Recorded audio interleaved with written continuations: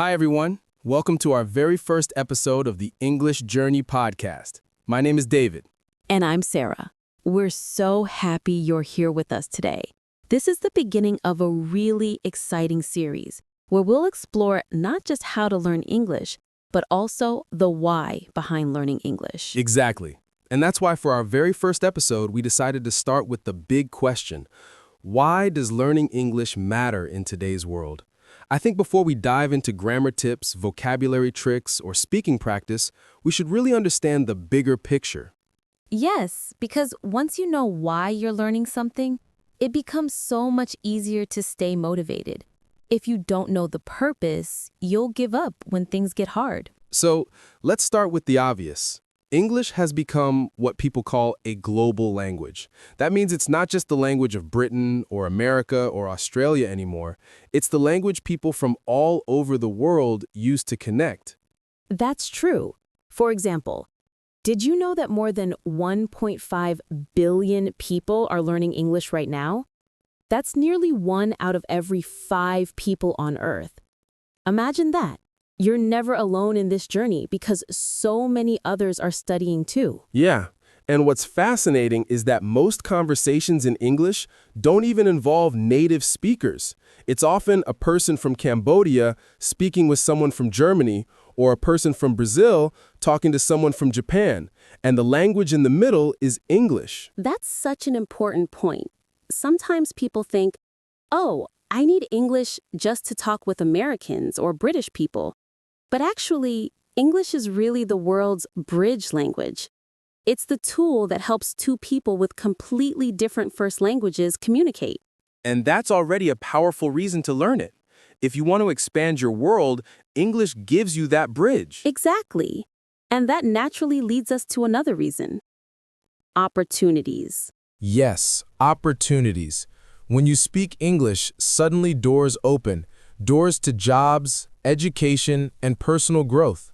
Let's take jobs first. Imagine you're applying for a position at an international company. Maybe it's based in Cambodia, maybe in Vietnam, maybe in your own country. Many of these companies want employees who can communicate in English because they deal with partners, clients, or customers from around the world. Absolutely. Even if you're not planning to move abroad, English can help you move up in your career locally. I've seen it happen with my students. Those who improve their English get promoted faster, get more responsibilities, and often get better salaries. And then there's education. The majority of the top universities, Harvard, Oxford, MIT, but also places in Singapore, the Netherlands, Australia, they all teach in English. So if you want to study abroad, English is your key. And even if you're not moving abroad, most online courses, whether on Coursera, Udemy, or YouTube, are available first in English. If you understand English, you have access to the biggest library in the world. Exactly. You're not just waiting for translations. You can read research papers, watch tutorials, and join global communities in real time. And that's a huge advantage. So, first we saw how English is a global bridge. Now we see how it opens doors for jobs and education. And of course, these naturally connect to another area of life. Travel. Yes, travel. Imagine you're in an airport in a country you've never been to before. The signs? Mostly in English. The announcements? Often in English too. And when you're asking for directions or ordering food, English is usually the safest option. I had this experience in Cambodia once. I couldn't speak Khmer, but I managed to travel, eat, and meet people because we all used English. I had a similar story in Vietnam. The hotel staff, taxi drivers, even shopkeepers, if they spoke another language to me, it was English, not Vietnamese. That's why learning English isn't just for professionals or students. It's also for ordinary travelers. It helps you enjoy your journey, avoid stress, and maybe even make friends along the way. And you know, travel today is often connected with technology, which brings us naturally to our next point, how English dominates the digital world. Yes, technology. Did you know that over 50% of all websites on the internet are in English? That's huge. That means if you can read English, you basically unlock half of the internet. And that's just websites.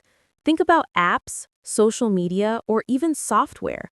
All of them usually start in English. And influencers, too. On YouTube, Instagram, TikTok, the biggest creators use English because it allows them to reach the widest audience. So if you speak English, you're not just following your local community. You're joining global conversations. You're part of something much bigger. Exactly. And that actually leads into something more personal, how English isn't just about jobs or travel or technology. It's also about your own growth as a person. Yes, I love this part because learning English isn't only about practical benefits. It changes how you see yourself. Absolutely. When you realize, wow, I can have a conversation in English, it gives you so much confidence. You start to believe in yourself in new ways. And it's not just confidence. It's also about culture. You get to enjoy movies, songs, books in their original language. You don't have to wait for translations. You experience them directly. And sometimes the meaning is stronger in the original. For example, jokes or poetry often get lost in translation, but when you understand them in English, you get the full experience. It's like opening a window. Suddenly, the world feels bigger, brighter, and more connected. Yes.